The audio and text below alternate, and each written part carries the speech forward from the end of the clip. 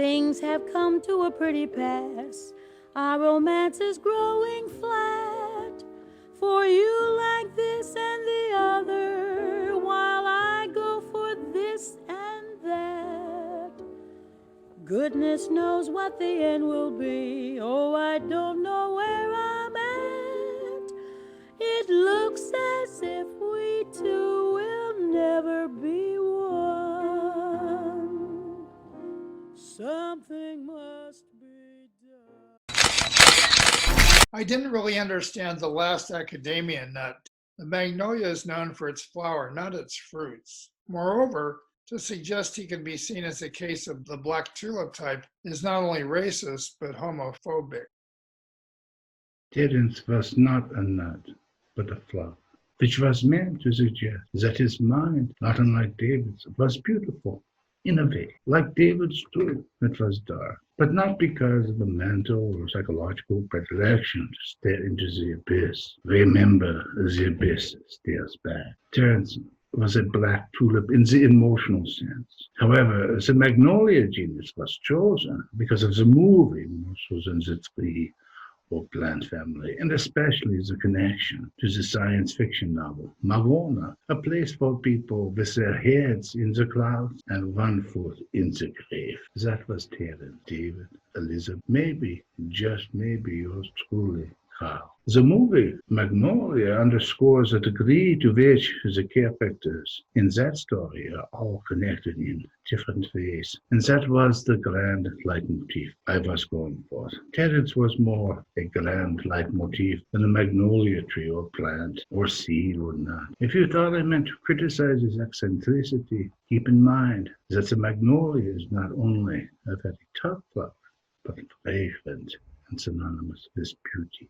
Terence was, above all, a beautiful man, despite his foibles. However, getting back to the movie, all of the characters in the play were likewise connected in interesting and surprising ways. I'll leave it at that for now. I'm curious. It is a play, a musical no less. How much of it is factual and how much of it is fictional? Some of it is a little hard to swallow, I must say. One more, if I may. Are you attacking academia or Turkey? Good question. I get that one a lot, actually. The simple answer is both and neither. Turkey right now is surely going through a socioeconomic, political, and religious crisis. As an artist, as well as a bona fide historian of culture and religion, if I don't speak out against injustice in this case, then I give up my right to call myself Isaac. Perhaps you don't agree. That you're right. The same might be said of the academy right now. In the wake of the globalization, which has created a class of highly educated working poor. My criticisms of certain colleagues I've had the pleasure and displeasure to know. These are less criticisms of them as people, good, bad, and ugly, and rather how the university's neoliberal tendencies have given us some, if not all, of these people. To put it bluntly, Earl John was not born a drunk, but made so. I dare any so-called legitimate career academic in the Western world to come and be where I am, where I have been, where I will end, and not encounter a degree of entropy, little money, less for research, one conference a year if you are lucky. Add to this too many classes, class sizes, incompetent administrators who are bent on economizing, etc., etc.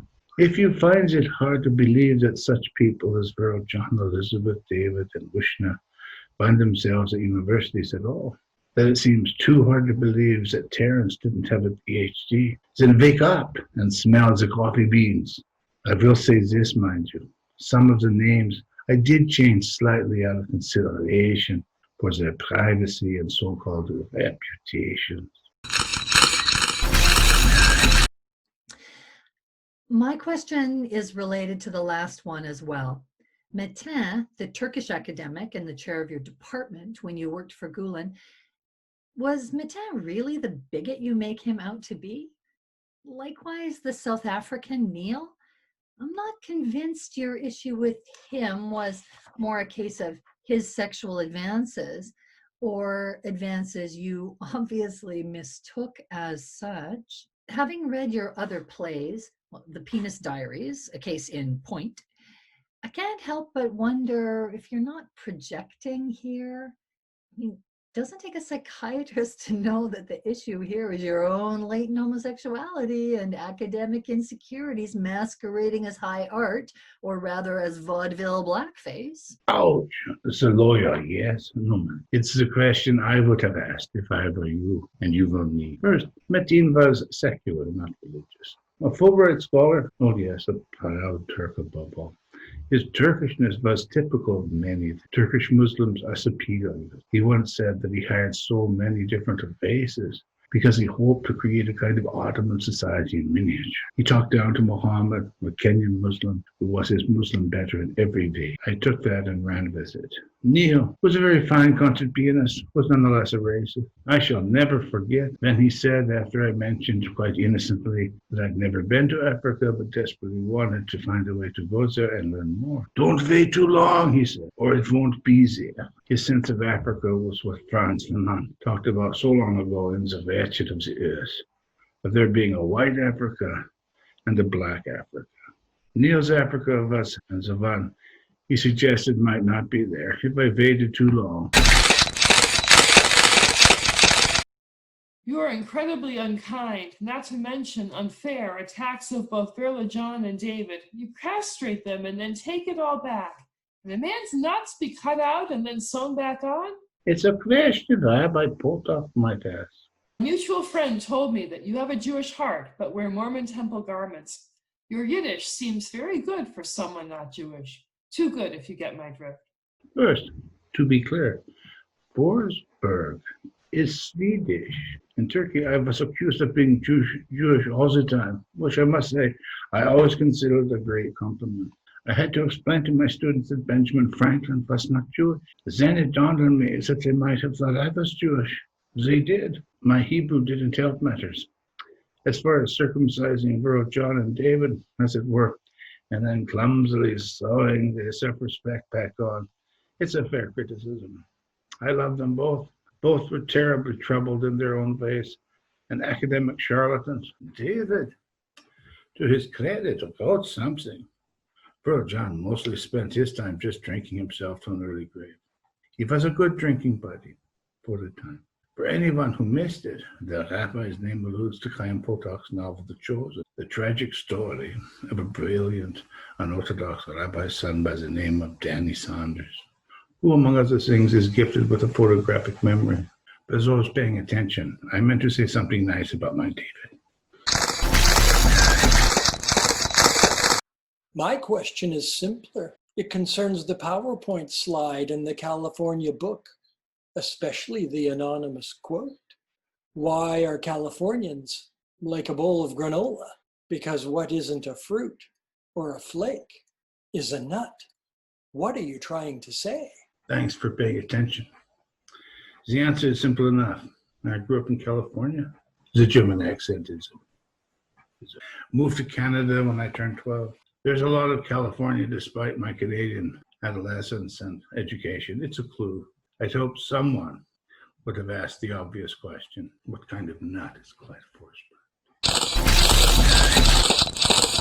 You're sick. Exactly. How did you guess it? Although it took long enough. The California sycamore. You misheard. I said you're sick, not you're a sycamore. But now that you mention it, well, it's obvious. The resemblance to the Canadian maple is uncanny. You say either, and I say either. You say neither, and I say neither. Either, either, neither, neither. Let's call the whole thing off. But oh, if we call the whole thing off, then we must part. And oh, if we ever part, then that might break my heart. Things have come to a pretty pass. Our romance is growing flat.